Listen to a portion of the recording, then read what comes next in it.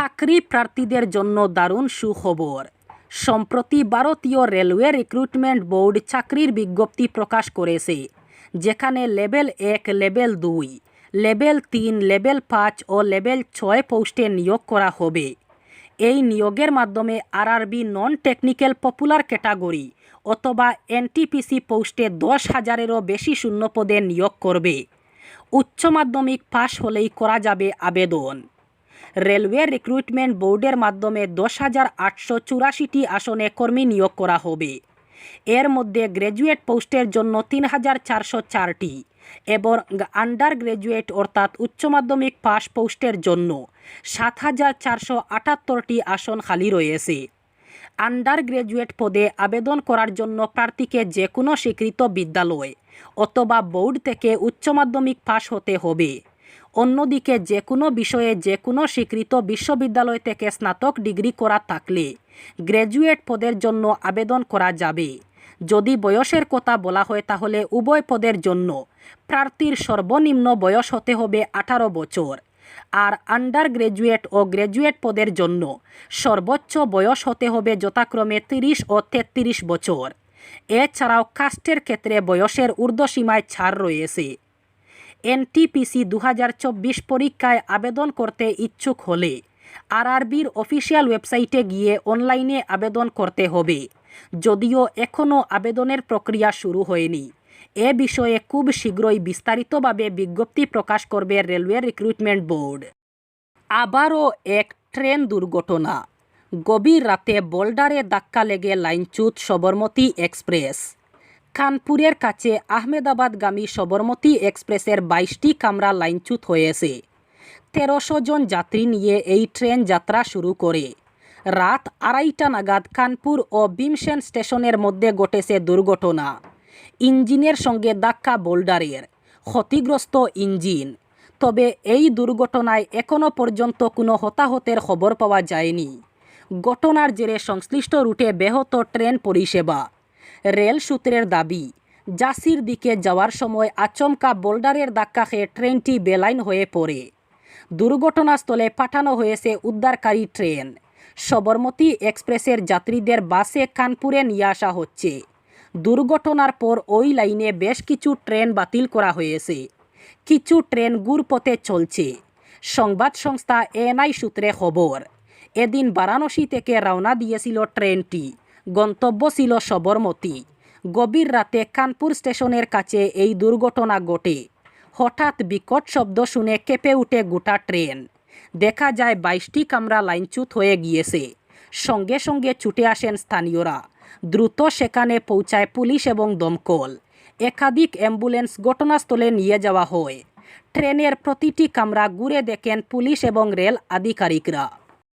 আরজি কর হাসপাতালের কাণ্ডকে ঘিরে শিলচরেও কংগ্রেসের প্রতিবাদ কর্মসূচি পালন। শুক্রবার দলীয় কার্যালয় থেকে একটি মোমবাতি মিছিল বের করে দলের কর্মকর্তারা শহরের বিভিন্ন পথ পরিক্রমা করে শহীদ ক্ষুদিরাম বসুর মূর্তির পাদদেশে জমায়েত হয়ে ঘটনার তীব্র নিন্দা জানিয়ে দোষীদের বিরুদ্ধে কঠোর ব্যবস্থা গ্রহণের দাবি করেছেন তারা।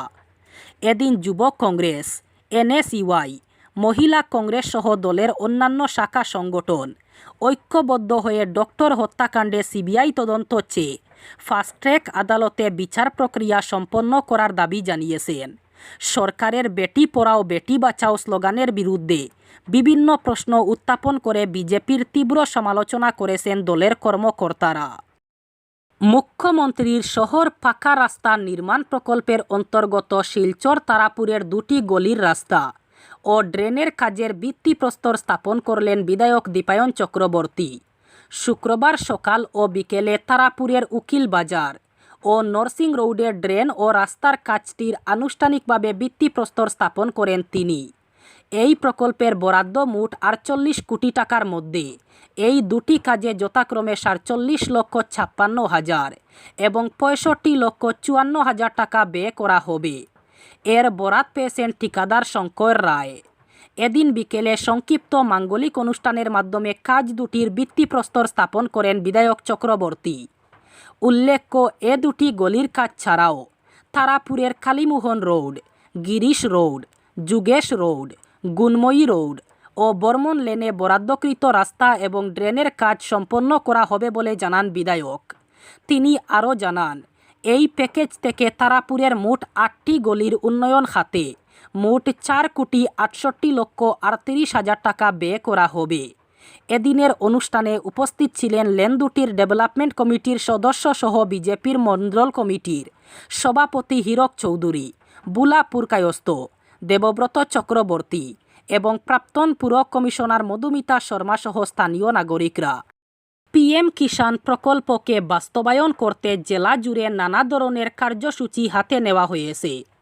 প্রধানমন্ত্রী কিষাণ সম্মান নিধি যোজনার সুবিধাভোগীদের সহায়তার জন্য বিশেষ শিবিরের আয়োজন করার পাশাপাশি শুক্রবার করিমগঞ্জের জেলায়ুক্ত মৃদুল যাদবের পৌরোহিত্যে করিমগঞ্জ জেলায়ুক্ত কার্যালয়ের সভাকক্ষে কৃষি বিভাগের অন্তর্গত পিএম কিষাণ প্রকল্প সম্পর্কিত এক গুরুত্বপূর্ণ পর্যালোচনা বৈঠক অনুষ্ঠিত হয়েছে। বৈঠকে এ নিয়ে বিস্তারিত আলোচনা করা হয়। এতে উপস্থিত ছিলেন কৃষি বিভাগের দায়িত্বপ্রাপ্ত ADC Uday Shankar Dutta, circle officer Jonathan Baipei, assistant manager Subhashis Pal, ASRLM-এর ডিপিএম চন্দনা শর্মা সহ অন্যান্য বিভাগীয় আধিকারিকরা।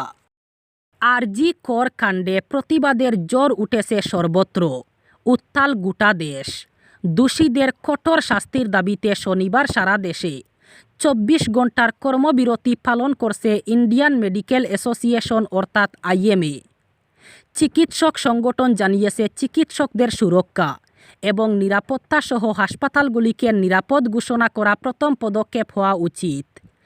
IMA সভাপতি RB অশোকান বলেন, CCTV নিরাপত্তা কর্মীদের মোতায়েন এবং হাসপাতালের যাবতীয় প্রটোকল অনুসরণ করতে হবে সকলকে। তিনি আরও বলেন, জরুরি অবস্থা এবং ইমার্জেন্সি পরিষেবা চলবে, OPD বন্ধ থাকবে, কোনো সাধারণ সার্জারিও হবে না। আজ সকাল 6টা থেকেই চিকিৎসকদের কর্মবিরতি শুরু হয়েছে, যা আগামীকাল 6টায় শেষ হবে। হাসিনা সরকারের পতনের পরই কিছু দুষ্কৃতী বাংলাদেশের সংখ্যালঘু সম্প্রদায়ের উপর হামলা নির্যাতন চালায়, যা নিয়ে সারা বিশ্বজুড়ে প্রতিক্রিয়া হচ্ছে। এর পরিপ্রেক্ষিতে অন্তর্বর্তীকালীন সরকারকে বাঙালি হিন্দুদের জানমালের নিরাপত্তা সহ উপযুক্ত ক্ষতিপূরণের দাবিতে সরব হল বরাক ডেমোক্রেটিক ফ্রন্ট অর্থাৎ BDF। শুক্রবার BDF কার্যালয়ে এই ব্যাপারে সাংবাদিকদের সামনে বক্তব্য রাখতে গিয়ে BDF মুখ্য আহ্বায়ক প্রদীপ দত্ত রায় বলেন যে তারা চান না যে এবার আর বাংলাদেশের কোনো সংখ্যালঘু নাগরিক শরণার্থী হয়ে আসাম অথবা ভারতে পালিয়ে আসেন, কারণ 1947 অথবা 1971-এর পরিস্থিতির সাথে বর্তমান পরিস্থিতি তুলনীয় নয়। কিন্তু তার জন্য বাংলাদেশের বর্তমান অন্তর্বর্তীকালীন সরকারকে সক্রিয় উদ্যোগ নিতে হবে। শুধু কথায় নয়, কাজে সংখ্যালঘুদের আস্থা অর্জন করতে হবে। তিনি বলেন, বর্তমান সরকারের মুখ্য উপদেষ্টা মোহাম্মদ ইউনুস ইতিমধ্যে হিন্দু সংগঠনের প্রতিনিধিদের সাথে আলোচনায় বসেছেন, তাদের আস্থা অর্জনের চেষ্টা করেছেন। গহপুর মহকুমার হাওয়াজান থানার সামনে 15 নম্বর জাতীয় সড়কে অভিযান চালিয়ে 900 বাস থেকে 6টি নকল সোনার নৌকা আটক করা হয়েছে এবং 4 নকল সোনার ব্যবসায়ীকে গ্রেফতার করেছে পুলিশ। এক গোপন সূত্রের ভিত্তিতে গহপুর মহকুমা পুলিশ আধিকারিক এবং হাওয়াজান পুলিশ চৌকির ভারপ্রাপ্ত আধিকারিকের নেতৃত্বে চলা অভিযানে লখিমপুর থেকে গৌহাটিগামী একটি 900 বাস বাঙ্গালমারায় নকল সোনা এবং অবৈধ ব্যবসায়ীদের আটক করা হয়। পুলিশ তাদের জিজ্ঞাসাবাদের পর গ্রেফতার করে। ঘটনাটি ঘটেছে গতকাল রাতে।